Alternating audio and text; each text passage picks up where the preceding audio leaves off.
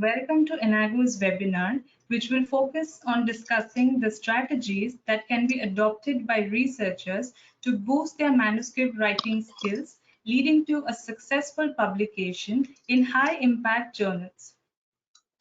We will also briefly discuss the popular research methodologies specific to social sciences and humanities discipline. We would also like to welcome researchers from the Management Center Innisbrook who have joined us for this session. So we will start with the first session on Introduction to Academic Publishing, followed by a short 5 minutes break. We shall then continue with the second session on research methods in social sciences and humanities, and finally have a question and answer session. Today we have with us our expert speaker, Professor Preeler. Professor Michael Preeler is an accomplished researcher with over 20 years of research experience, primarily focused on media, advertising, and health communication studies. He is currently associated with Halem University, a top-ranked media and communication school in South Korea, as a tenured professor and a visiting professor at the City University of Hong Kong. To date, Professor Preeler has more than 40 research papers with nearly 600 citations to his credit.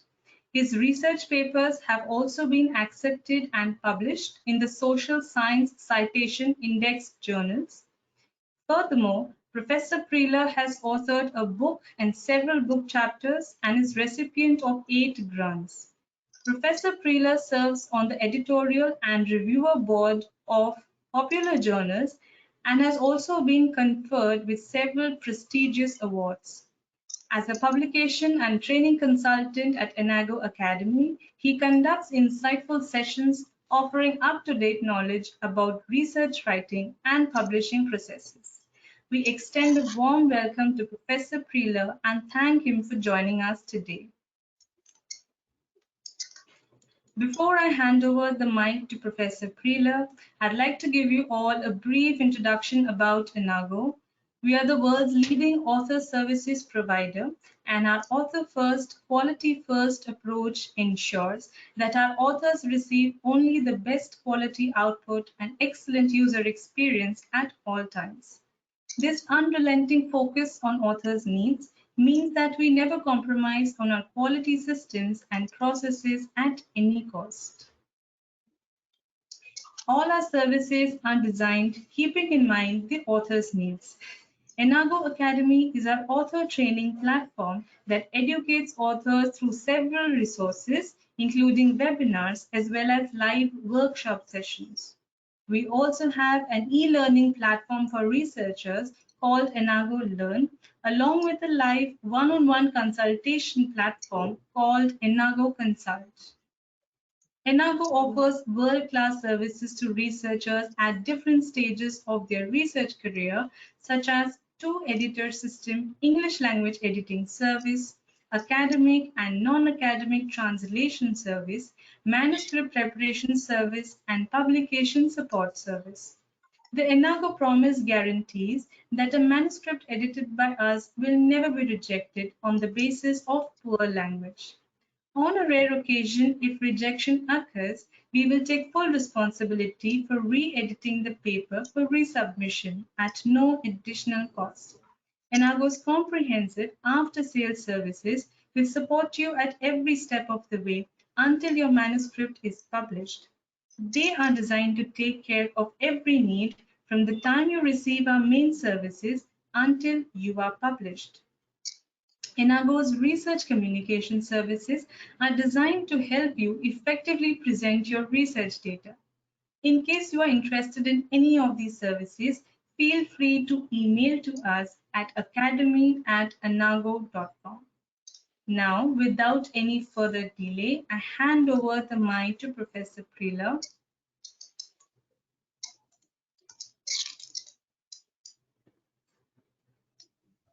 Okay, welcome everybody to this webinar.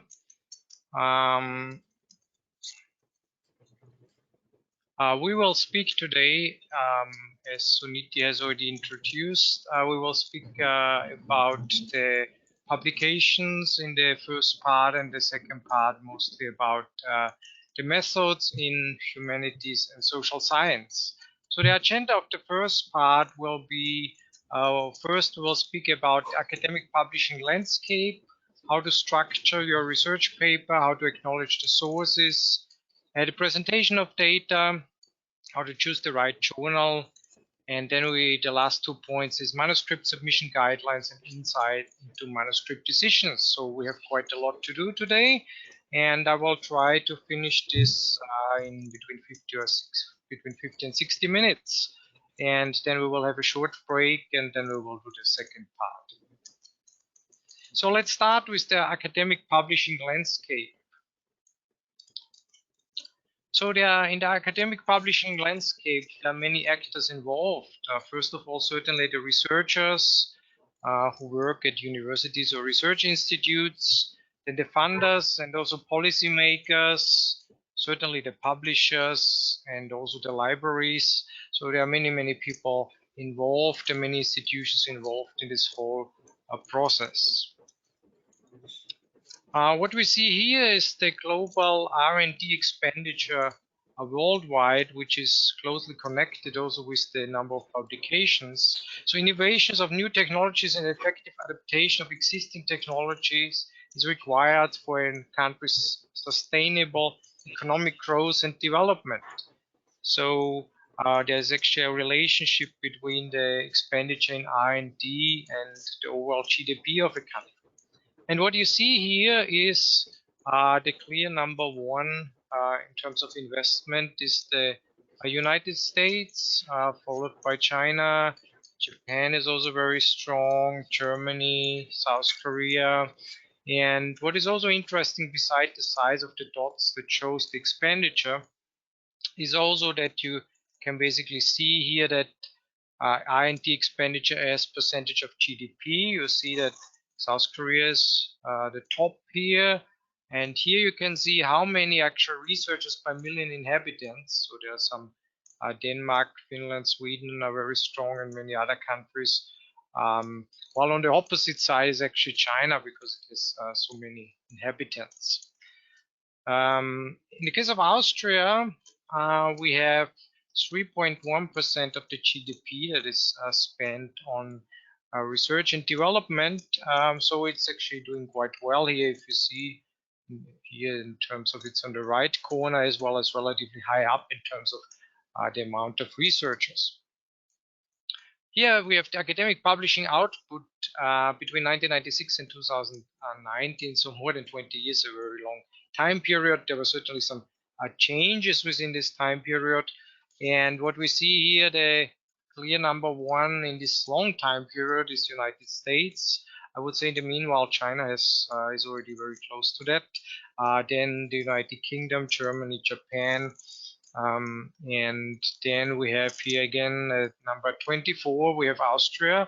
Considering the size of the population and everything, I think this is actually, Austria is doing very well here in this ranking. So the question, first question we have to ask ourselves is, why do researchers actually need to publish? And there are certainly multiple reasons for that. And I would say the number one reason is probably to gain an academic reputation. And there are many other reasons that are kind of linked with that main reason. So, for example, share research work with peers, which again comes back then to a certain extent to the academic reputation. Fill the gap in the existing knowledge. So you certainly want to develop further your research area, expand the reach of new innovations, promote your university or research institution. More and more universities put pressure nowadays on professors and researchers to produce more output, because this is all certainly linked again with university rankings and so on. Also increase the overall scope and also justify the resources used during research. So we get large scale grants, and certainly these grant institutions want to know then what happened with that money. And one way to prove that we basically did something as researchers is to publish articles on these topics. So the next part I want to speak about is the conceptualization of the research study.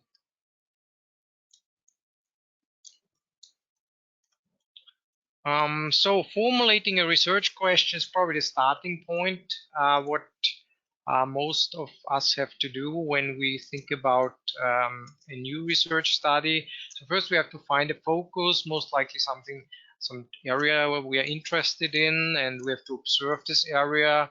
And we do some first maybe smaller scale literature review and identify some research gaps. Most likely we're already in that area anyway, so it will not be that difficult to identify some research gap. We might already think for a longer time about some areas we wanted to investigate. And then after kind of pre-deciding the topic, we will do a more detailed literature review. So we kind of deep dive now and really see what is really exactly, maybe we missed something before, so not that we basically do the same again what is already out there. And then we might, based on this literature review, we might further refine the research topic and fine tune it. And in the end, we might again kind of again a reassessment and question yourself in how far this topic is really adequate and in how far it's also significant to the academic community as well as maybe for society. So there are several components of the research process. And first of all, you should certainly plan and strategize your research project. I think that's very important. Very often people are just starting without much plan, and I would say later on this will lead to a problem. So it's very important to plan everything from the very beginning. Also, you have to think about the resources you have, or if you need more resources. Also about the collaborator. Do you need additional collaborator? What can these collaborators actually bring to your study and to your research? And then you conduct the study meticulously as per plan, ideally. But in a normal world, there are always some unexpected things happening, but you should certainly be prepared for that. Then you should place your findings within the existing knowledge. So after you basically are done with the research project, and finally communicate your findings and inferences to the academic community and maybe also to the wider society by publishing basically your results.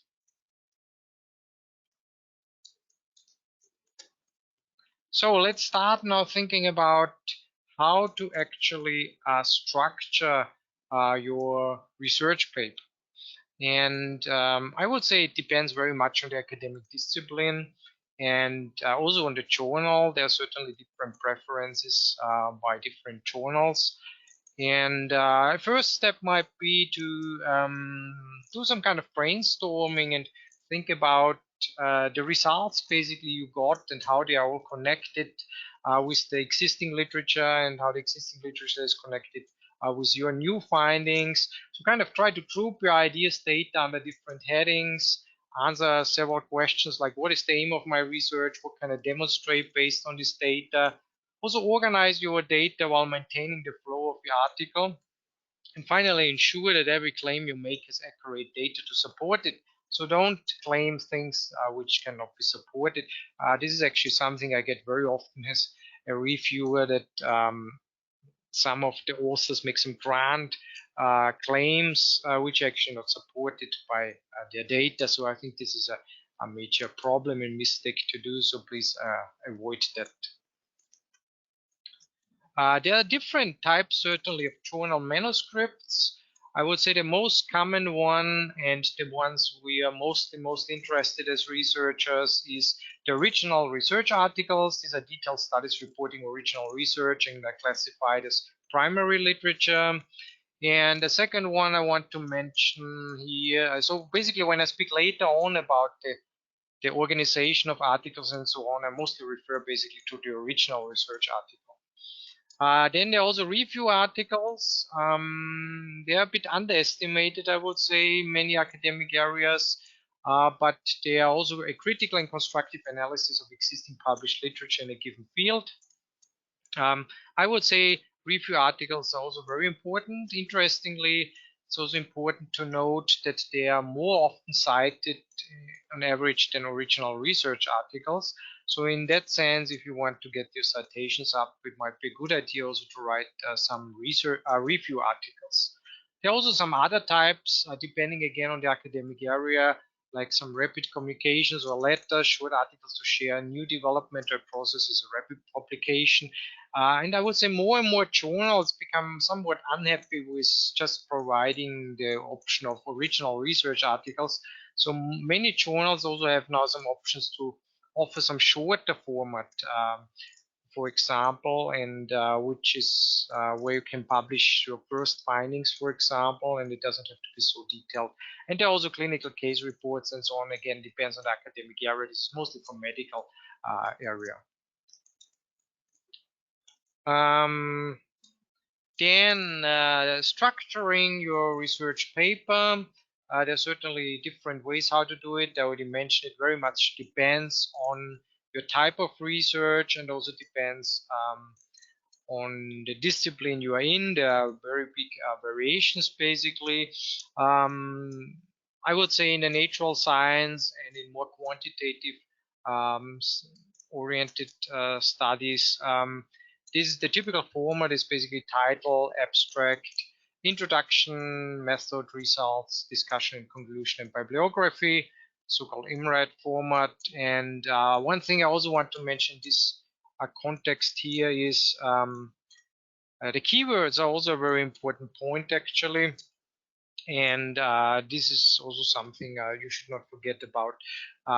Again, when you're unsure about the structure, I think the most important probably what you can do is ask your supervisor, your colleagues, in case you're unsure about that particular journal, or the best is even just check the journal articles. You will see a pattern in the different articles of this journal where you want to publish. So let's go through the different areas now.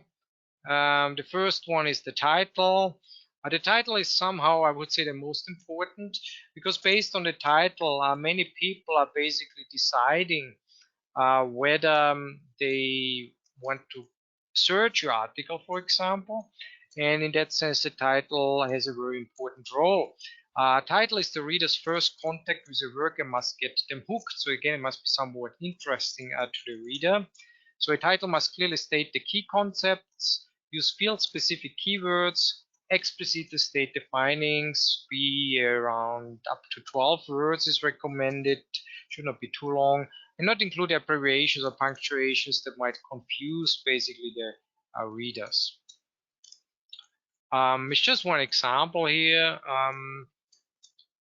of an illustration of a good title, but I would say in the case of title, there are actually many variations, and some people might prefer some types of titles and other types of titles. So for example, here, social media use, attitudes and knowledge among social work students. Based on these titles, you already know very well what this article is about. So if you read that, you know, does it fit to my research interest or not? So should I look it up or should I not look it up? And there's also a subtitle to give basically further information about this research and about this manuscript. Then the next part is the abstract. Abstract should generally be written after your paper is finished, because only then you exactly know how you structure it and all the details. And actually, abstract is very important also to find you many of the keywords of the abstracts, also in the search engines, and so you can find them. And one thing most people are not aware of, or many people are not aware of, is the abstract is also the part the reviewer gets first. So based on the abstract and the title, the reviewer has to decide if he or she actually wants to review your article. So in that sense, the abstract has a very important role to play. The abstract must also convince the reader to keep reading, so also for the readers. So the abstract must state the importance of your paper, be a miniature article, structured or unstructured, be short and direct, clearly state the objective of the paper, briefly explain results and observations. Again, there are different styles of abstract. Just refer to the particular journal you want to submit to and basically follow this guideline. In terms of length, there are differences, but again, also in terms of structured or unstructured, there are quite some differences between different journals. So here's one example of an abstract.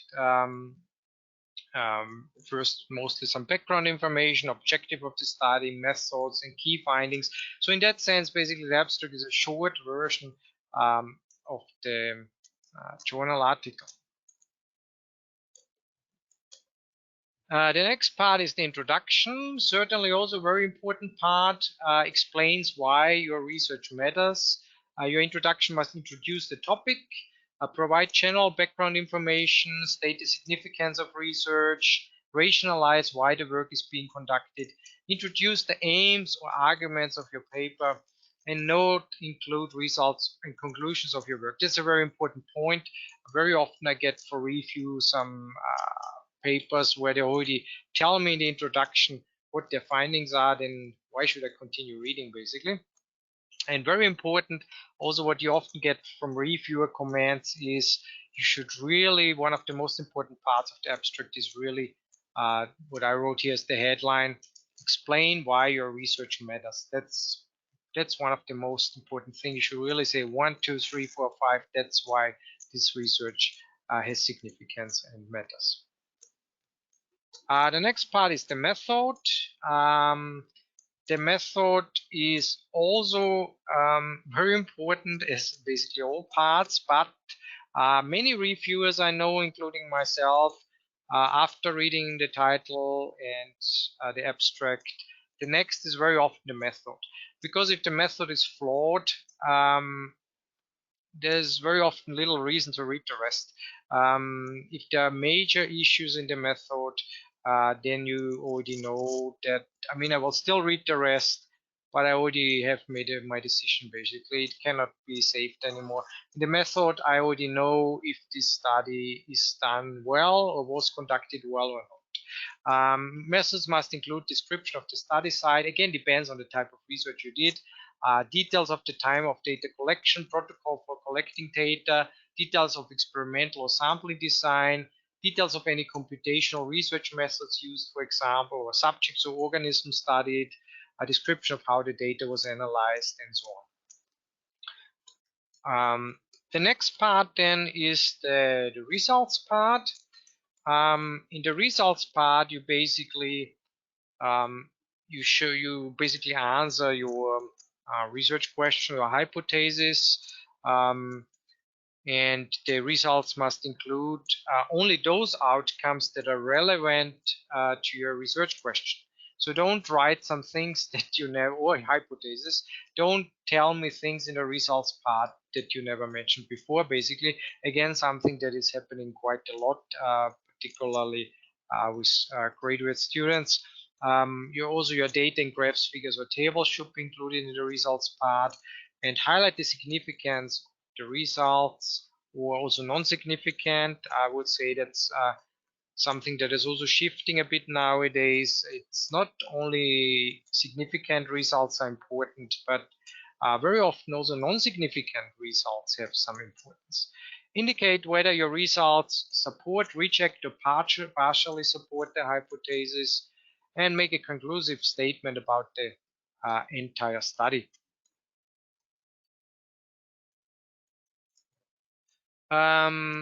Your discussion must be, that's the next part of the discussion, and it should be clear and logical, and remind the reader of the research question being addressed or the hypothesis being tested. As I said, you will do kind of in the results, and then again in the discussion you discuss basically the results. Provide an outline of the basic structure, clearly express the essence of the data, highlight important trends and comparisons. So that means on the one hand, certainly discuss your own results, but also compare it with previous research. For example, what is different and why, as a result, is your study basically important? Mention the limitations as well as future suggestions to carry your research further. Some other tips for writing an effective discussion: present results in an interesting manner, show unexpected results and try to explain them, indicate which results are significant and why, and state meaningful comparisons and conclusions. So the discussion is actually the part that brings everything together. It goes back, it shows the results, but contextualized in your literature review, maybe, which is part of the introduction, and also referring back to the method part. So the discussion is really kind of the thing that brings everything together. While then the next part, the conclusion, is mostly more or less a summary, brief summary of the scope of the paper. Also the topic and research aims are given in the introduction, and reiterate your most important findings. A general statement about how this topic relates to its context and to the wider field in which your research is embedded. So that's kind of the typical research article, the kind of original research.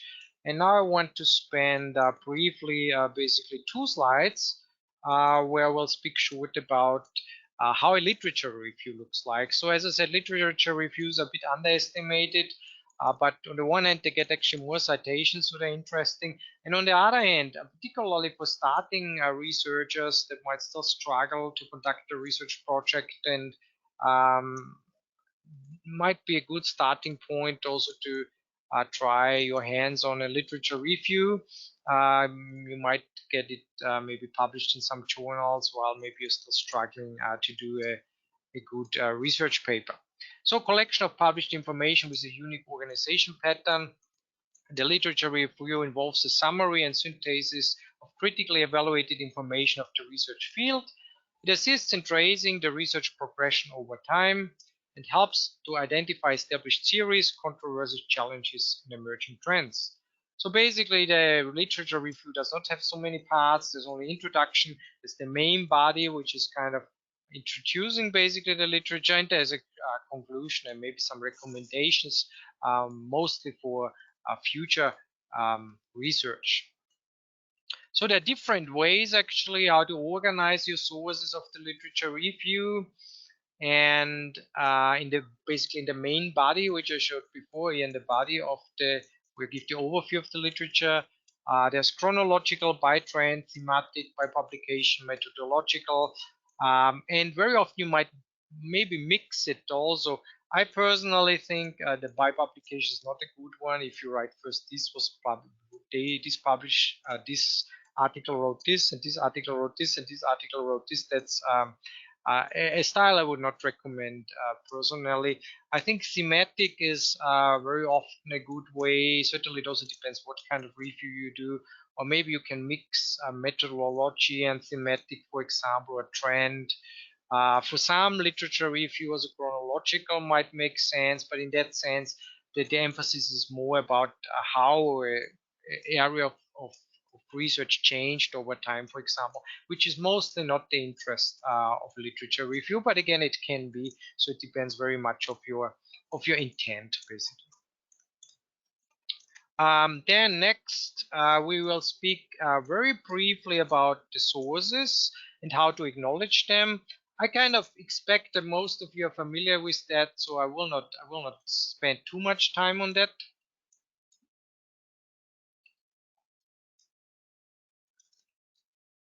So basically, as we all know, there should be some indexed referencing, and in the end, then the reference lists.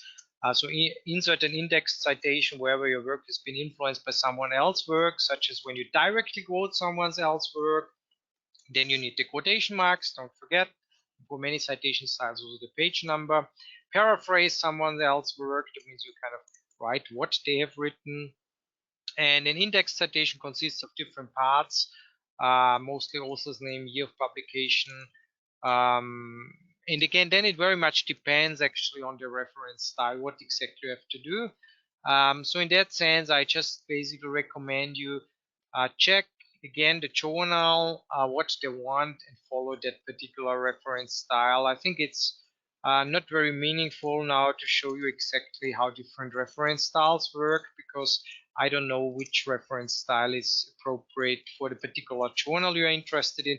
Even in my area, I very often deal at least with two, three different reference styles, and sometimes journals have even a totally different one, which I have to adapt to then.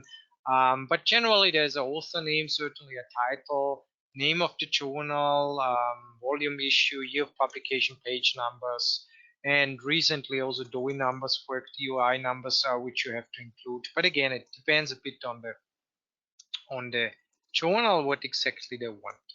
Um, One thing I want to emphasize, I think, as I said, you're probably all familiar with how to do references to a certain extent.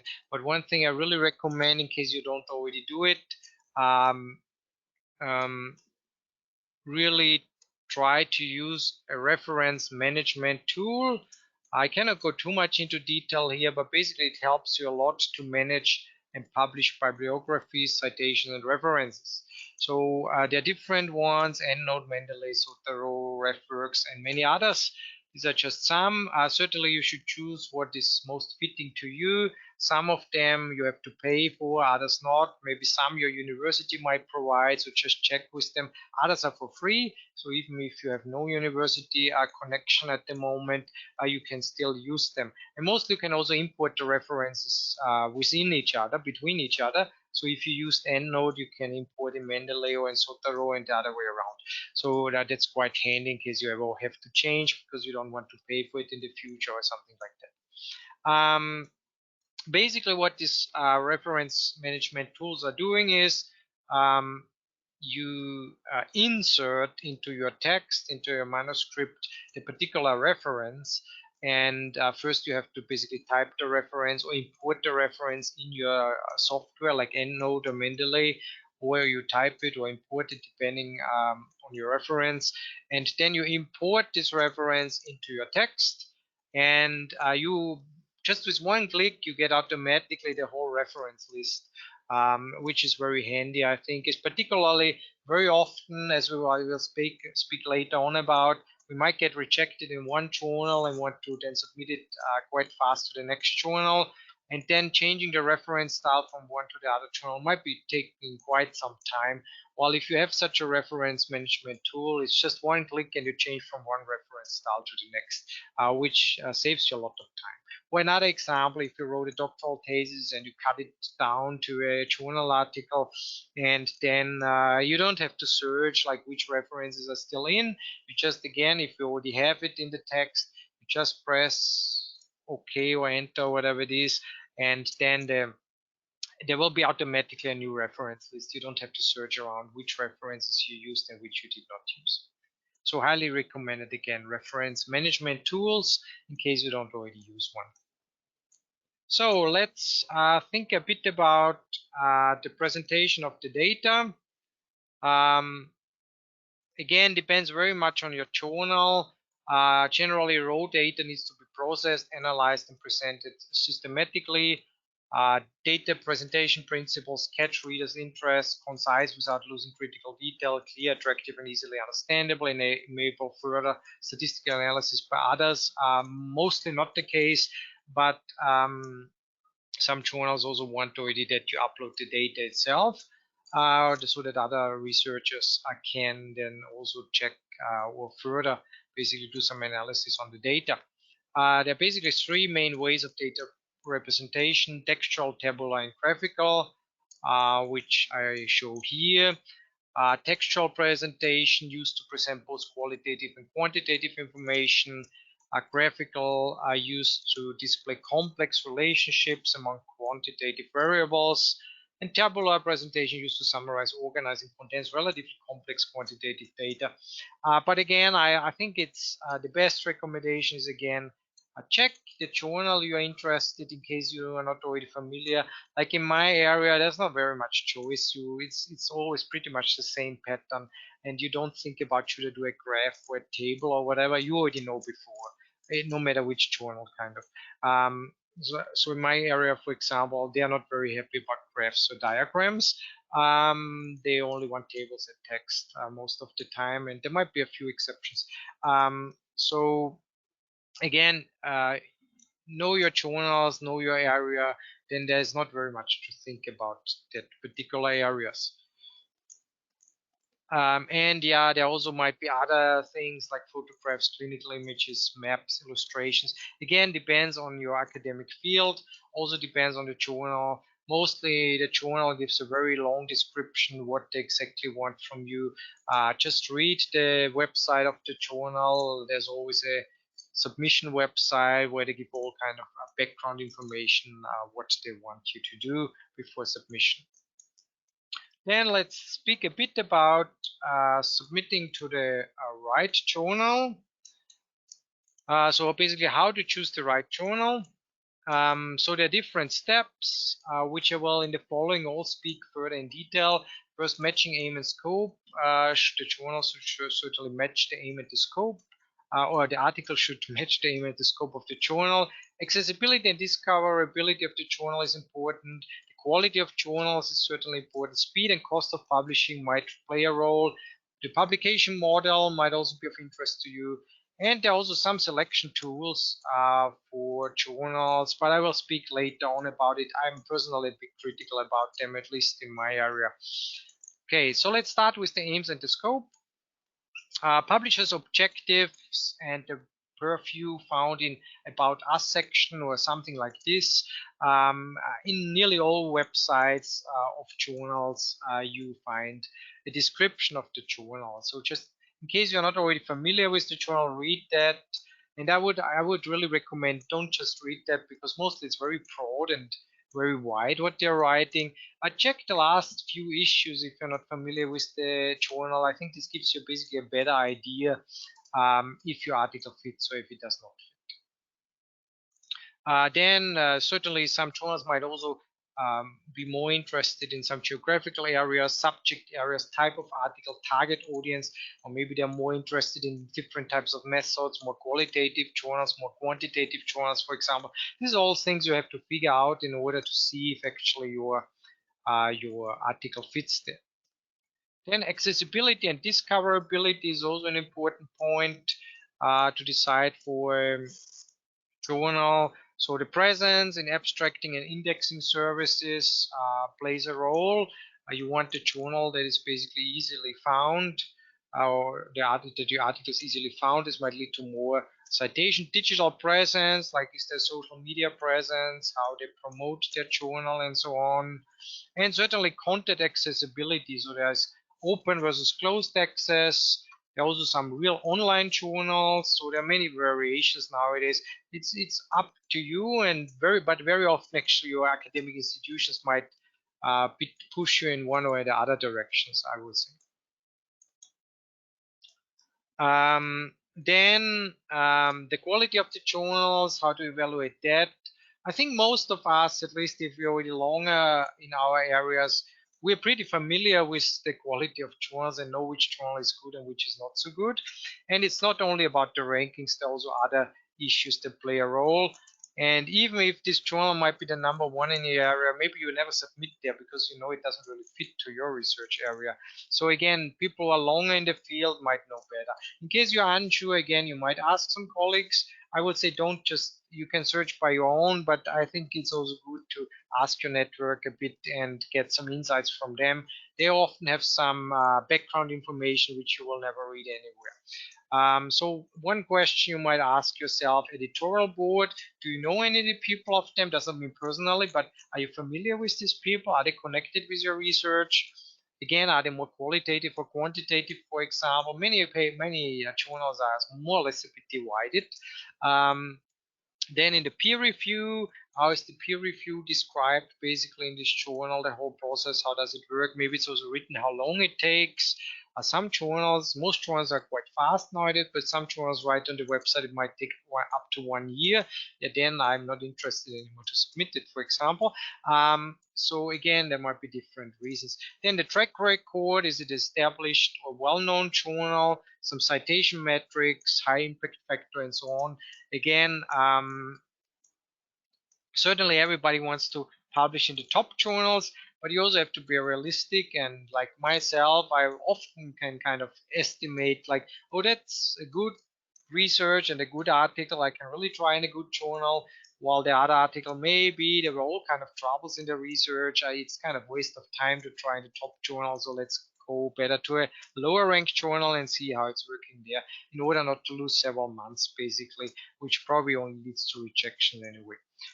Then does it have an ISSN number and so on? The publisher, name of the publisher might also play a role. And again, all these things with like publisher and also impact factor. Again, your university might give you already some lists or something anyway, what they want from you. So in that sense, maybe you don't have so many options in the end of the day anyway. In case you are totally unfamiliar with the journal, and it doesn't have to be a top ranked journal for the particular article, you might also just check the quality of the website, also how popular the journal is in your area. So sometimes you might be in a kind of niche area in the academic field, and even so this journal might not be somewhere close to top rank. Nevertheless, it might be very popular and very highly esteemed in your particular a small area of research. Okay. Then the speed and cost of publication certainly also plays a role. Um, Journal turnaround time. Some journals write this on the websites, others don't do. Again, very often, maybe your more experienced peers and colleagues, they might know, and they might know some background information. Maybe they also know the editors. They might know where they sit in the editorial board, and they know what's the average turnaround time. So this kind of information can be very helpful. Again, you don't want to be in a journal where it normally takes very long time to get even the first feedback. And also they might know things like rejection rate and all these kind of things, how many submissions they get, which might be very helpful for you to decide, is it realistic or not. If you hear that a journal has only a 5% acceptance rate and you know your article is not that great, anyway, then you might consider better to go to a journal which has maybe a 30% acceptance rate. So again, very big differences. Publication cost, I would say in my particular area, I really avoid journals where you have to pay something. Open access is the only exception. There might be some journals where you can choose basically between open access and not open access. But again, paying in my particular area is not very well regarded and popular, but again, it might change also. One thing is also what I want to mention. Uh, Also, really check the journals very well. There are also more and more so-called predatory journals.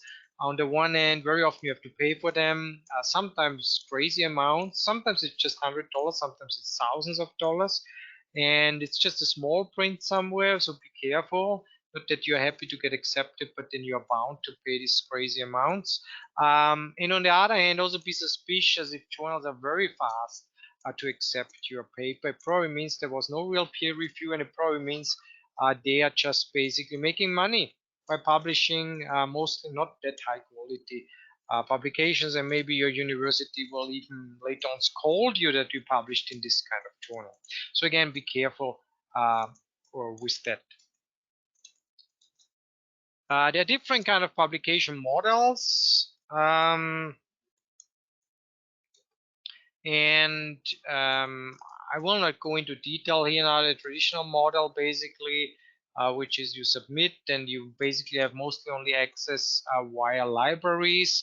And there's the open access model. Again, many of the traditional models nowadays you can extra pay and also get open access. And many of the funding agencies, like in Europe, for example, with the European Union and so on, they already demand even that you have then to get open access for your publications. So again, you have to a certain extent also follow what your institutions want from you, and also what your funders basically want from you. Again, there are all kind of colors basically here now. Gold is kind of the top one and the most expensive, while on the other so there are different kind of categories. I will not go into detail here now. It very much depends, and just follow basically the advice of your academic institutions or your funders. And yeah, there are also some selection tools which might help you to select a journal. You can try that. I did with some in the past. Honestly, in my case, I would say it was not particularly successful. Um, I know my journals anyway, so I was just curious and to check them out. But maybe in other areas it works better, and certainly nowadays with algorithms and everything, I could imagine that it will become better and better that this works. But I would say my two main suggestions how to choose and select a journal are maybe different ones than using these tools. The number one way to choose a journal is check your reference list. And if you see that you cited a lot of articles in a particular journal, then most likely your article would also be a good fit for that particular journal. My other recommendation is, again, maybe ask some more experienced researchers in your area. They might be able to give you basically some good advice on which journal to select. So then let's speak a bit the manuscript submission guidelines. So as you're all familiar, this is kind of the process here. Author submits, article is accessed by the editor, and then the editor might already reject it. This is so-called test rejection. If he or she thinks it doesn't fit to the journal or it has major flaws, then it's already test reject. Might be bad for you, but the good news is at least you get the answer maybe within 2 weeks, and you can just move on to the next journal. If not, if the editor thinks this has some value for the journal and he is interested, then he sends to the reviewer, and the reviews are assessed then by the editor. He gets for the reviews from the reviewers, and the editor has most of the time basically there are two options in the first round. Either he rejects it, which I would say is the norm. Most of the top journals have acceptance rates somewhere between 5 and 10, maybe 15%, depending on the area. It means 90%, 95% are rejected. That's the norm here. So don't get too frustrated and emotional if you get rejected. Just take it as normal. And you are very, very happy if you get invited for revision. Revision is, I would say, the best that can happen to you. You revise it. If you do it very well, I think your chances are good that you might get accepted in the end. And I don't have time now to go into detail here, but I would say really try to answer every point in the revision and also write the letter with answering um, every comment of the reviewers. Try to answer all of them, what exactly you did in order to basically answer their comments. I think if you do this very well, your chance is good to finally get accepted. So then the editor is checking again your revision and most likely will send it again to reviewers, and the reviewers will send you something, and if you're lucky it gets finally accepted. Again, in the first round, getting accepted, I would say nearly never happens. I never heard actually, but maybe in the second round or in this, maybe it's only minor revision and it goes another circle and finally gets accepted production publication. So that's kind of the overview here. They're all kind of submission requirements. Again, I don't want to go into detail here. There might be some main text files, author information, authorship criteria, checklists, acknowledgement, IRB approval. It depends very much on the journal. They will write all of this basically on the submission website. I don't have to go into all the details here now. There might be essentials like complete submission file, cover letter, ethics approval, supplementary files. Again, check the website. Every journal is very different in that aspect, so it's not that meaningful to go here into every detail. Supplementary data some might want. some journals, more and more journals, and I think that's the trend, also want really the data that you should upload, with some supplementary files for the referees, and some approvals like from the ethics committee again, or if you reuse some published information like figures or tables from some other authors. These are all things that might be required depending on your article and the journal. Then let's speak short about the cover letter. Cover letter should be written in a formal tone, explaining the significance of the submitted paper and why it fits the journal scope. Um, yeah, so there should be some kind of title. Certainly, you should mention your title, background information of the study. Maybe you might want to mention the method, also some principal findings to emphasize why it fits to that particular journal. So basically, in the cover letter, you have to make the point why your article fits to that journal to kind of convince the editor. Statements against dual submission you might include. Most of the time, actually, you already have to click now something anyway in the submission process, so you don't necessarily have to write it another time. And certainly your contact information if you're the corresponding author, and maybe you might also write the names of the other authors if there are more authors. There might be also other information, additional information, which might be needed. Um, Again, depending very much on the journal. Some might want a list of similar articles published, prior discussion with the editor, potential reviewers, and their contact information. Maybe some reviews you want to exclude. Again, might not be necessarily in the cover letter. Sometimes this is also already in the online forums nowadays. And yeah, there might be also some other points. Again, the journal is mostly guiding you quite well on their website what exactly they want you to do and where they have to do. Don'ts for writing a cover letter: don't use too much jargon, avoid humor, don't write a long letter, don't endorse the author's reputation too much. Might not sound that well if you speak too great about yourself, and don't exaggerate your findings. Again, the editor can see very fast if this is correct or not, so it's kind of useless to do it. There are all kind of online submission systems, certainly. Um, Again, check your journal. Nowadays, I would say all the good journals have an online submission system. I only know very few others, and I really appreciate the online system. In the past, I even still remember the times when you had to send it by post, you never got the response, kind of. Well, now you can really track where the article is it under review or what, and if it's stuck somewhere, you might also contact then the editor, what the problem is and so on. There might be different information you have to provide, like ORCID numbers, and it might also run through anti-plagiarism software. That's also something. Don't do any kind of copy-pasting plagiarism. I think everybody knows. But sometimes we might even not be aware that we did some kind of plagiarism or self-plagiarism. That means taking some parts from your own work. Maybe you forgot about it. So that's why if you have these tools available yourself before you submit, check yourself in tools like Authenticate, to see maybe you forgot that you used some parts from yourself or from others before you submit it, not that this becomes a reason that it gets rejected.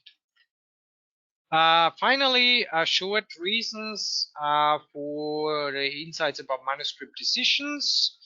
So the paper is accepted without any changes. As I said, I never heard that this happens immediately. If it happens, yeah, be happy. But again, very, very unlikely that this happens. Then minor revision, that's already very lucky. That means you have to only do some small things and then it will get accepted. And major revision, I would say still very lucky. Even so many authors are very frustrated when they get it. And what might really surprise you, I sit in several editorial boards and I'm also a reviewer of many journals.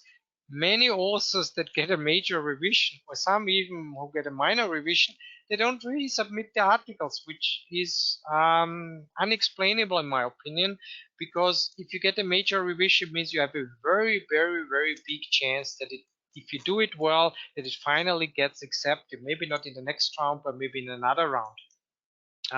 So if you don't get rejected, really take the chance and revise it, even it might mean sometimes you write nearly a new paper, but please take the chance and revise your manuscript, even if it takes 2 months or whatever. Any kind of revision is very good.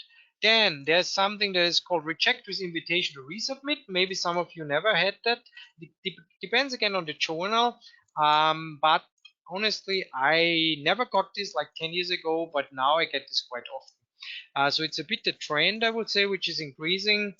Basically, the journal writes you, I'm sorry, we reject the paper, blah, blah, blah. So please continue reading. Sometimes towards the end of the a text, they might say, oh, but if you change all these kind of things, what the reviewer said, you get the chance for a new submission.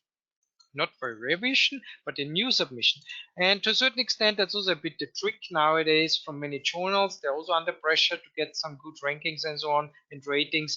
It's basically increasing the submission rate if you do a new submission, and also increase the rejection rate, which also looks good for a journal.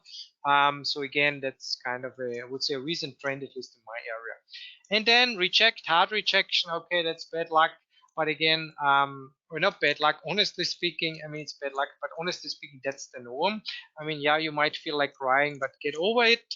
And most of the time, send it to another journal. But I would really recommend, if you get rejected, check the reviews. And maybe you don't want to change and revise every aspect, because every reviewer might have some different opinions, but fix some of the things which you think are really good ideas. Reviewers are normally giving good suggestions to really try to improve your article before you submit it again.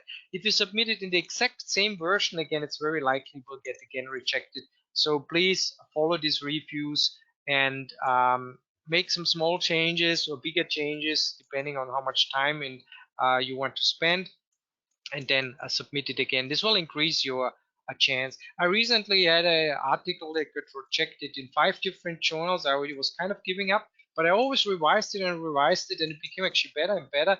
And in the end, it actually got accepted in a better journal than the original, the first one I submitted. So again, never give up. Just keep fighting for it, basically.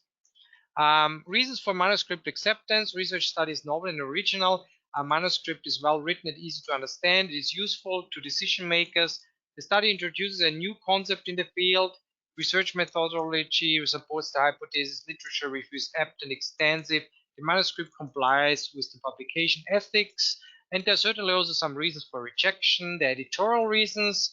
Manuscript doesn't fall within the journal's aims and scope.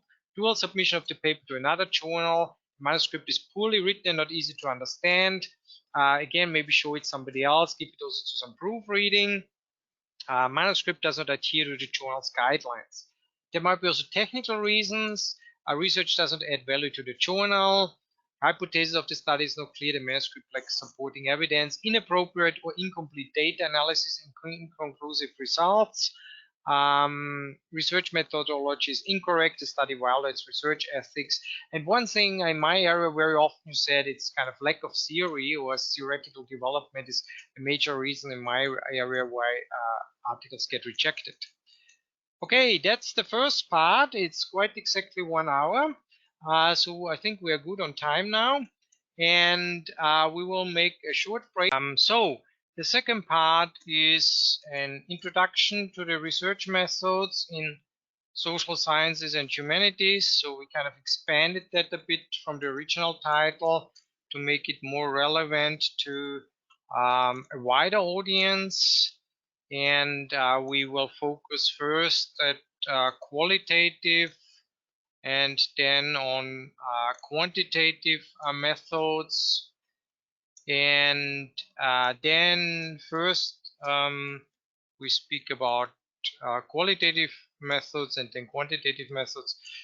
And then we will speak about some few other research methods in humanities which are more particular for some academic disciplines. And in the end, we will speak about digital humanities. Okay. So let's start with the introduction to methods and social science and humanities. Okay, let's start first with a quote by the British Academy for Humanities and Social Science. And they wrote, research stemming from a detailed understanding of human behavior, economies, cultures, and societies can dramatically redefine the crucial decisions we need to make. These decisions may involve the future direction of our economy, ways of broadening and strengthening education provision at all levels, or how we deal with the effects of climate or constitutional change. The humanities and social sciences teach us how people have created their world and how they in turn are created by it. Okay, so we see this quote here, kind of a starting point about what we basically think about humanities and social science. It's also interesting that the two are actually often mentioned together, even though they certainly have some differences, but they also have some similarities, these two areas. So let's start with the types of research methods. Again, there are so many research methods. We cannot cover everything today. So the first ones, these main methods we introduce in the beginning are we divide in qualitative and quantitative. And for the qualitative, we will speak about field observation, focus group, in-depth interviews. And for quantitative, we will speak about survey, experiments, and content analysis. And as I said, afterwards, I will speak a bit also about some specific methods in specific areas of the humanities.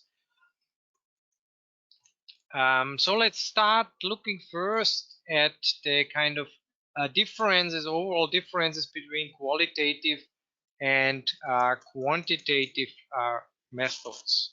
So on the one hand, the research perspective is kind of different, and the research involvement. In qualitative methods, the researcher is actively participating, but it exhibits a low level of control, while in the quantitative method, he acts as a detached observer.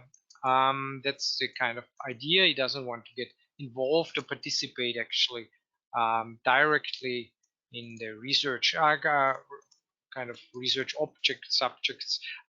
So the questions addressed are why, how for qualitative methods, and how many, how much for quantitative methods. Study design is very often very flexible for qualitative methods and might evolve during the study process. In the case of quantitative methods, it's predetermined structure. So prior to study initiation, it's basically already decided exactly how to do, how conduct the study design. The study setting is natural in the qualitative methods very often, while it's mostly controlled in the quantitative methods. And then the theory building protocol, again, it's a generalization, as always, this kind of um, opposing sides, but in most cases, qualitative methods are more inductive and exploratory. It will evolve basically from the data to some theory later on, while in the quantitative methods, it's more deductive. Research is used to test, support, or reject a particular theory. So let's start now with the different qualitative methods. So generally, qualitative research methods are used to explore target populations' perceptions and understandings, focus on non-numerical data, produce descriptive data that the researcher interprets using rigorous and systematic methods. And the question is, when do you use these methods? Very often when there's unexplored content and an explicit hypothesis cannot be derived. So qualitative research is particularly strong when we know nearly nothing about an area. And even normally quantitative researchers might use in some qualitative research methods in order to get some first idea about the area and later on develop the quantitative research. When the context is also inappropriate for questionnaires, for example, if you want to do, for example, a study on street gangs, it's probably not good that you go there and hand out some surveys to them. So again, you might have approached this in a quite different way. So the first I want to speak about is field observation. Field observation is basically, I think the most famous example you might be familiar with is like in the past, they're still existing nowadays, but like 100 years ago, there might have been some people, they went to some remote islands and they studied some tribes there, for example, how they're behaving, some typical ethnographic study. I would say this is kind of a typical way of field observation. Again, there might be different levels of participation or not. Some might just observe it, other might even participatory observation, so they might really be involved actually in what the people are doing. So there are different levels, but that's kind of a good example. Nowadays certainly also exists online, and also nowadays it's not just in that you have to study some remote tribes um, in some islands around the world. So researchers go to the field to observe everyday activities and study people in the natural environment. Can also be in a company, for example. There's also field observation, ethnographic studies in companies. How do the people act there? Focus is on perspective of research subjects, ranges from complete active participation to complete observation, is what I already said. And major application ethnography describe people and their culture in terms of their customs, habits, or mutual differences. And it's important also for theory building the openness of theoretical framework, which is quite wide here in that case. Advantages are it provides a rich, contextualized, in-depth data in a natural setting. It's good method for identifying unanticipated outcomes and enables researchers to gather direct first-hand information about behaviors. So you get a rich data. Rich data means a lot of data and a lot of details, which you probably cannot get with a quantitative study. However, there are disadvantages: weak generalizability. That means um, you only study very few people, so you cannot generalize to the whole population. You cannot like say, oh, the whole country is behaving like that just because you studied a few people. It requires highly trained observers. A selective perspective of researchers may lead to subjective bias. So again, most of this researcher is just describing what he or she sees or observes, which might lead to some biases. And it's expensive and time consuming. Just imagine if you study, no matter if it's a tribe in a remote island or if you sit in a company for several months or even years, that's very expensive. Somebody has to pay basically a livelihood during that time.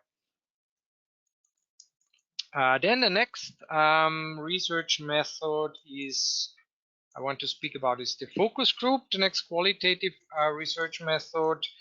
Um, Researchers encourage generally group conversations, simultaneous interview of a group of participants, mostly between 5 and 15. Maybe 15 is already a bit on the higher side. I think more than 5 to 10 is kind of normal in the presence of a moderator. So you sit around a table and you're discussing different topics, used to gather preliminary information relevant to develop a survey questionnaire.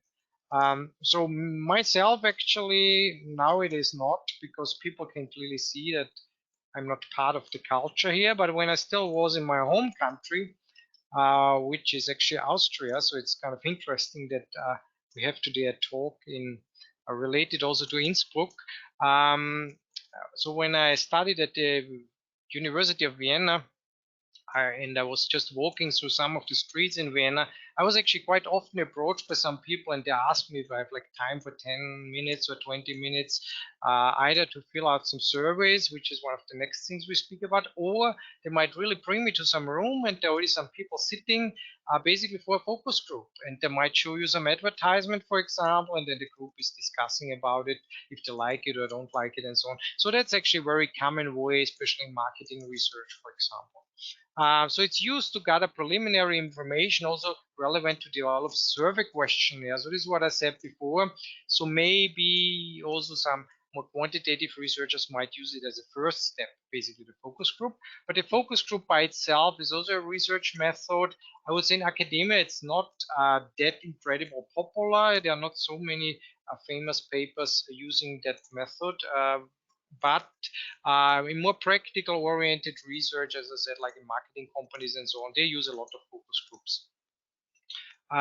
Major application, as I mentioned now, to examine a trend that occurs in marketing and other applied settings, identify problems, stimulate new ideas, identify novel relationships, evaluate new initiatives and so on. So again, basically it's kind of a brainstorming process. Many people sit around the table and think about something, and very often they get some kind of stimuli. Basically, they see an advertisement and they ask, you prefer this ad or you prefer that ad, and why you prefer this or that, how do you feel about it, and so on. Advantages are it provides in-depth data specific to the target group, first-hand information, less chances of data dilution or misrepresentation, less expensive than individual interviews because more people are together basically. In that sense, it takes less time also. Good moderator can stimulate spirited discussion to get valuable output. Which brings me also to the disadvantages. Kind of a moderator is a big issue. So the moderator has to be actually very good. Otherwise, there are all kind of challenges in focus groups. There might be a dominant participant who is kind of speaking too much, or maybe who is showing some kind of authority, so that the other members don't want to speak so much, or maybe just agreeing with the person, even so maybe they are disagreeing, but they don't want to say it. So as a result, also some kind of group dynamics. Other problem is weak generalizability. Again, the same problem as with field observation before. I would say that's a general problem with much of qualitative research. So based on the focus group, you cannot say everybody in that country is behaving in that way, basically, or having this kind of attitudes or thinking in that way. Then the last type of qualitative research I want to mention is in-depth interviews. Mostly they are unstructured, but sometimes they're also structured or semi-structured, direct one-to-one, one-on-one interview. So you sit opposite to each other in your most cases, and you're interviewing each other, or one person interviews the other. A single respondent is questioned and probed by an expert interviewer, typically used for small sample. I would say mostly somewhere between 10 and 20. In some exceptional research, I saw like 40 or 50 even, but it's very time consuming. Most of these interviews take like 1 hour. If you have then 40, 50 people, it's like many hours. And you also have to transcribe that. So it takes it's a lot of work involved. Also, the predetermined list of questions used for reference. Researchers allows conversation to evolve based on participant response. So again, it's a bit freer basically, so it can be more unexpected results, similar bit as in the focus group, compared to the survey, which has mostly more fixed, basically, outcome. Major applications: unravel underlying beliefs, attitudes, motivations, feeling about the topic, particularly useful for sensitive, confidential, or embarrassing topics. If this is an embarrassing topic or confidential, sensitive topics, people will not say much in the focus group since they don't want the other people basically to hear what they are saying. As a result, the chance is bigger in an in-depth interview or a one-to-one interview to get some valuable information. Advantages usually yields rich data. So again, you get a lot of information, a lot of details, assists in recording detailed observation, non-verbal responses you can also get, permits the interviewer to clarify questions to obtain relevant responses, provides flexibility in administering questions based on responses. There are also some disadvantages. Again, weak generalizability, general qualitative research methods issue, requires highly qualified and trained interviewers. It's subject to researchers' bias. Again, a similar problem is in the other studies. Basically, the researchers interpreting the data, which might lead to some bias. There's certainly some ways around it. There might be more people than one researcher who's analyzing the data, which is at least reducing the bias.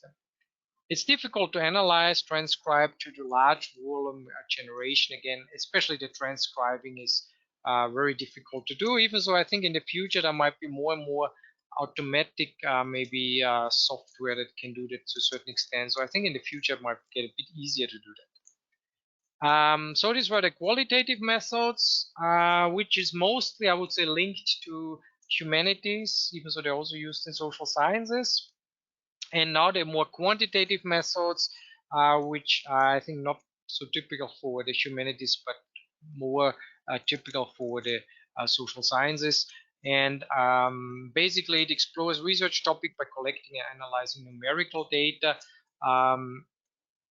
And it can also be qualitative data, actually, but this has to be then kind of broken down to numbers. Often employs deductive logic to uncover patterns in research. And so when is it used?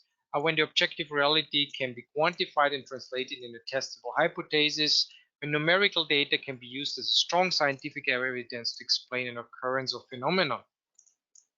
So let's start with the survey.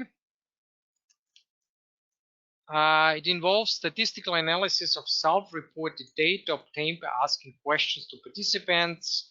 It's well suited for exploratory, explanatory, or descriptive type of research. Major applications, again, for academic research, but also for more practical-oriented research like opinion polls, market research service, government service, public health service, census, and so on.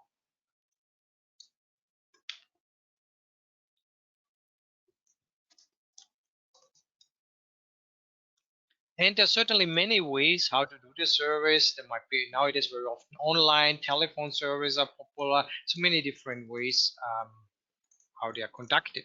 Advantages, they're realistic and reasonable approach. There's a large output volume from a variety of people. There's a remote data collection method, often convenient for participants also. And there are some disadvantages, certainly. It's cross-sectional. That means actually hard to detect causality. What does it mean?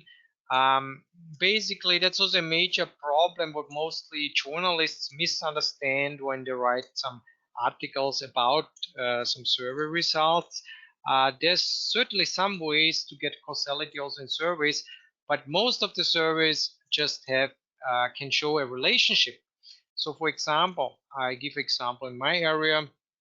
Um, there might be a study that shows a relationship um, between using a lot of Facebook and being depressed. So there's a relationship. So if a lot of Facebook, the amount of Facebook users increases, the amount of depression or the degree of depression is also increasing. But it doesn't really mean, based on a survey, it's very hard to say actually if the Facebook usage really leads to depression. It can also be the other way around, basically. It could be that depressed people use more Facebook. So we don't know what is first. So basically the survey has kind of a problem, even so there are some time series or something where you can avoid that. But most normal surveys have a problem to really show an effect, basically. And in that sense, this is one of the limitation disadvantages. For that, you basically need experiments, which is the next thing I will speak about.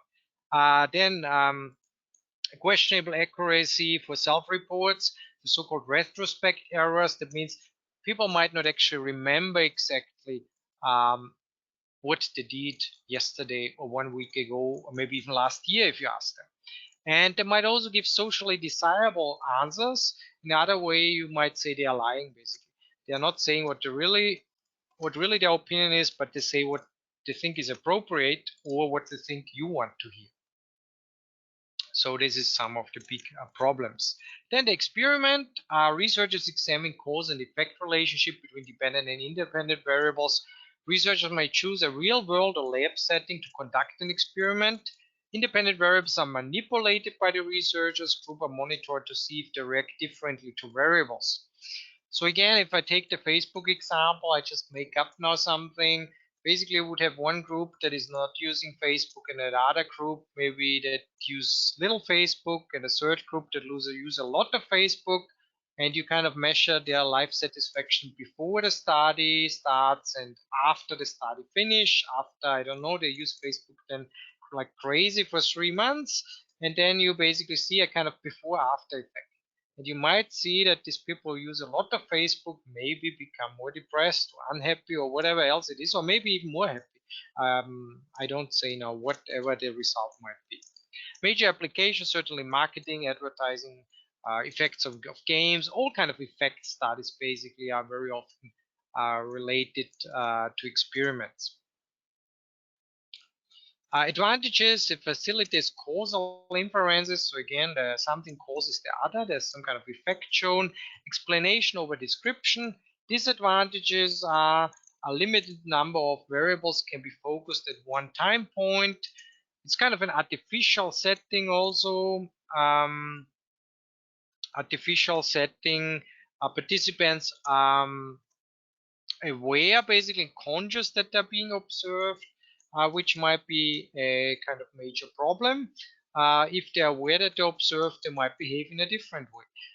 So again, in a way, maybe what they think the researcher wants to see. So again, this is one of the basically limitations of the experiments.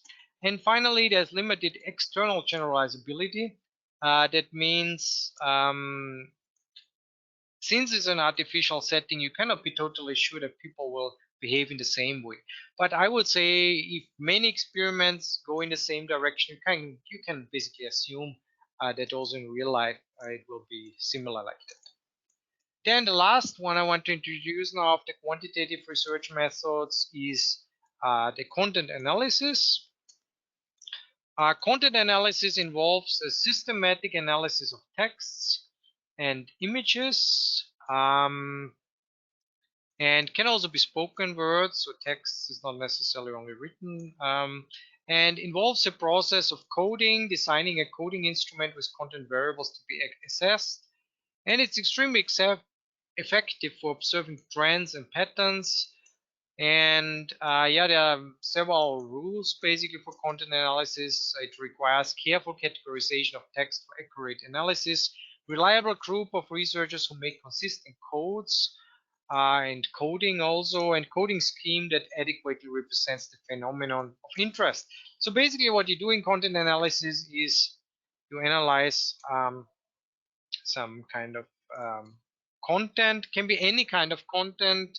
Um, you might analyze, let's say, PowerPoint presentations, and you might analyze how big the letters are or whatever else, or you might analyze some um, newspaper articles, how different topics, how they are reported, for example. And so there are many different ways what kind of content you can analyze.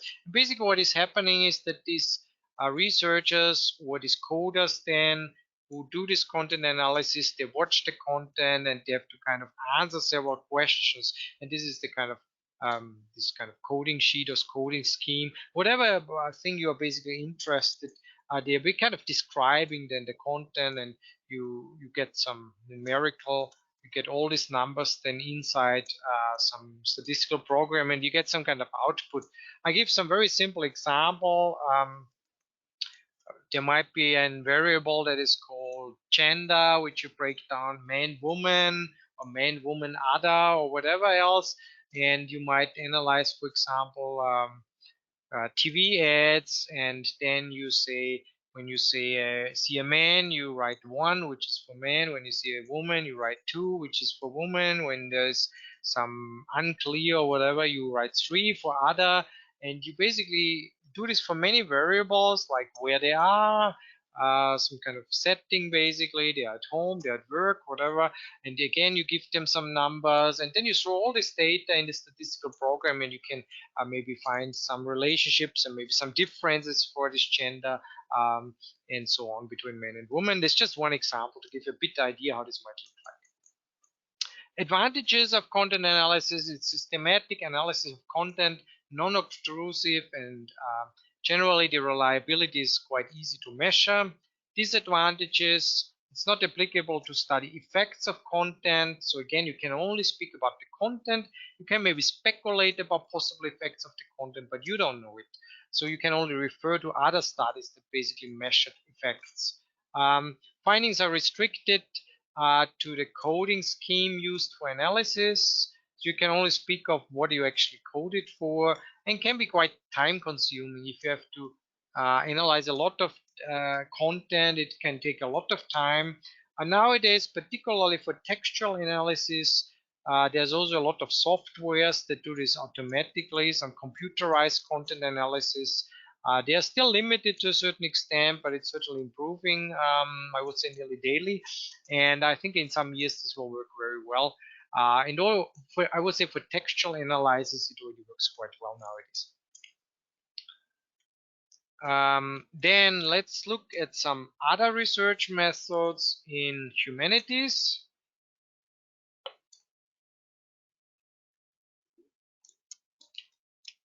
I don't really have the time now to go into detail in all of them. I just show you some. And most of them are also very specific for some, only for one academic area, for example. That's why I think they're maybe a bit less relevant now to speak too much about it. But at least I want to point out a few ones now. The first one I want to speak about is so basically, there are, as I said, different academic branches of humanities use different methods. Every subject has contributed to developing a different method. So I will speak a bit about textual criticism, which is mostly used for religion, religious studies, language, and also literature studies. I will speak a bit about historical method, which is nearly only used in history. Um, it's the first one I will speak about. Other methods are like conceptual analysis used in philosophy. I don't have the time to cover that here today, but there are many different methods. I think nowadays it's very good. There's already a lot of online information, so you can find a lot of good and valuable information basically online nowadays. So let's start with the historical method. Um, So according to Good, a historical method should involve a procedure supplementary to observation, a process by which the historian seeks to test the truthfulness of the reports of observation made by others. And methods to study history differ significantly from natural sciences. Scientists rely on direct observations, whereas historians rely on observations of others. So you see a big difference. Scientists make direct observation. So what we saw before, no matter qualitative or quantitative researchers, they make direct observations, while historians basically they get the observations from somebody else. They're studying basically some historical artifacts or texts.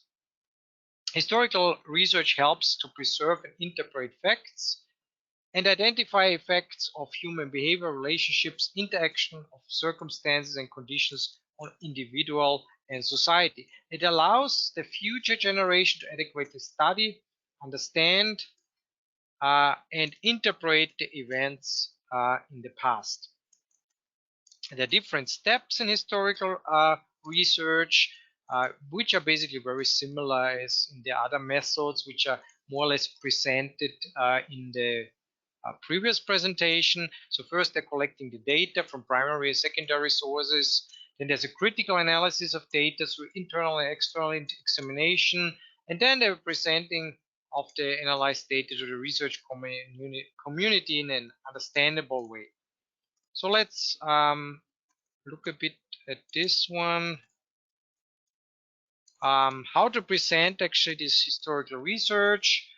So first of all, since all historical events are basically in the past, took place at some point in the past, you should use the past tense to report it. We should also avoid generalizations. Historians value specificity, and we should avoid also presentism and erroneous dates. That means there's often the risk that uh, historical events are compared with events nowadays, but rather investigate the past on its own terms. That is actually what historical research mostly wants to do. There should also be a respect what you are studying, aspire to understand rather than basically judge the past. So try to understand the circumstances, not necessarily only judge it. But again, certainly also in historical research, there are different kind of areas. So it's not true for all areas. It depends very much which particular area of historical research it is. Um, then be prudent while paraphrasing and quoting. So again, you have to be careful there, and you should also not overquote. Basically, quote only sparingly. So many students have the tendency to quote too much, and in historical research, but even in other research, I would say so. Don't quote a lot, only when it's absolutely necessary, and use certainly formal academic language. Generally avoid using first or second person, and also avoid using the passive voice. Then textual criticism is the next one I want to briefly speak about. It was mainly developed by three German scholars, Friedrich Wolf, Immanuel Becker, and Karl Lachmann.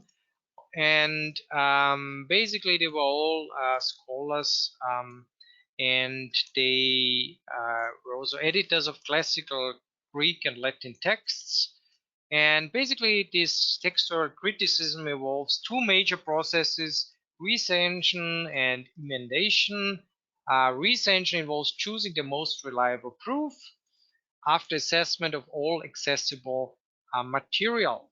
And emendation means detect and avoid errors that may occur in the best of sources.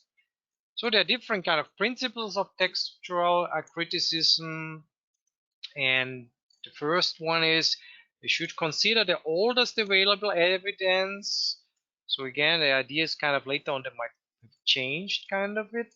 So maybe the oldest one is the one that is basically the closest to the historical event. Then the text that occurs in isolated documents should be treated with suspicion. So again, if this text is not recurring again, but one time is quite different, then you have to be suspicious about it. Then typographical errors should be avoided even if there's evidence stating otherwise. Testimonies which do not agree to readings in parallel passages should be also considered. So if there are some different kind of historical texts that don't agree, then certainly you should not just disregard it, but you might also consider it and might think, oh, maybe it could even be that this one is correct, and maybe the other ones are just following some kind of propaganda messages or something from that particular historical figure, for example. And readings which are inclusive should also be considered, and reading with distinct writing style also. So these are just some of the principles for textual criticism. It's just a very brief overview. So if you want to know more about it, there's a lot out there in the internet basically to check on that. Then I want to briefly mention synoptic method. I think just the way how synoptic method is thinking is a bit helpful for something worth thinking about in many types of research, even if you don't use this method itself, but some of the thought processes are kind of interesting. Research method of studying concepts and ideas, keeping into consideration the historical evolution and co-evolution of academic disciplines. So again, some of the terms which are used in academia, we should not lose the context when these terms were basically developed. It closely examines written text from different historical time periods when the ideas were discussed and critiqued. So, significance of synoptic method is a resource for interdisciplinary critical analysis of textual ideas, and it addresses contemporary issues and concerns through a polymathic approach. That means it's kind of interdisciplinary, many different disciplines you might look at. So again, if you have a term you think about in the concept or an idea, look at it not just from your small academic area, but look also what other disciplines, how they are defining it and what they are saying about it. I think this is something we can learn from that method, even if you don't use maybe this particular method for your analysis. Detailed understanding of the background of a concept idea helps to resolve the resulting issues efficiently. Synoptic methods study the historical evolution of each academic discipline. So basically, how to use the synoptic method, consider the history surrounding the cultural and intellectual conditions during the conceptualization of the idea, analyze its consequences on previous ideologies, and use a polymathic approach for investigation. So as I said, if you have some kind of terms or ideas under investigation, then look basically what different academic disciplines what they were saying about this particular term or idea or concept. So in the end of the presentation, I will briefly speak still about digital humanities.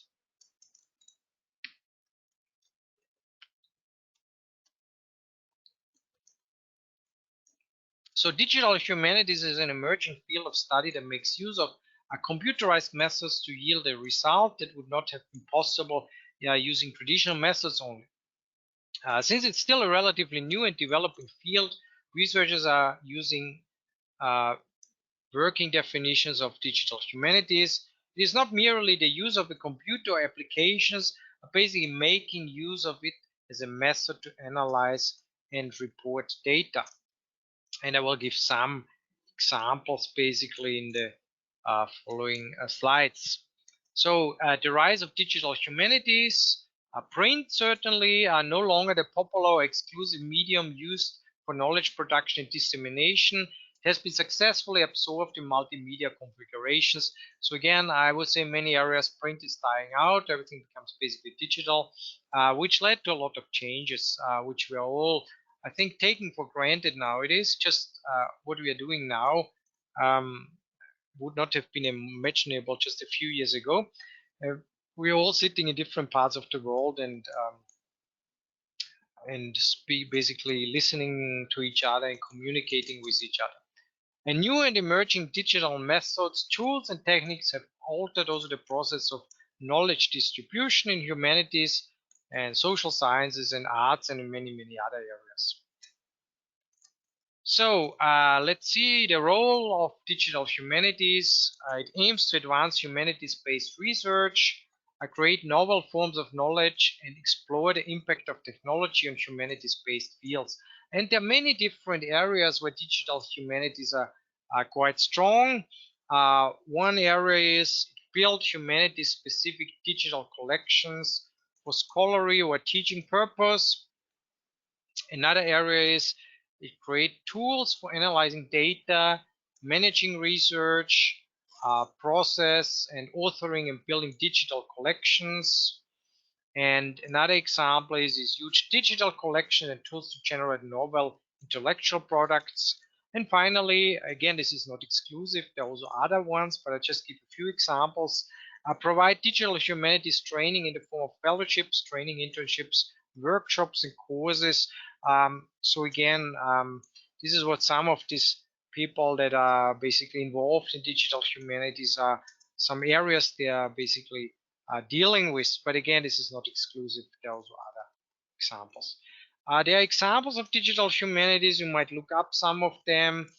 There are basically digital humanity toolkits where you can do different kind of things. There are some specific tools for timeline, creating timelines. Also some data visualization tools existing. These are just some of the names here. Omeka, Neatline, Scalar, for example. You can play a bit around with them if you want. Some timelines, you can create some kind of nice and fancy timelines there. And there are also some data visualization kind of websites.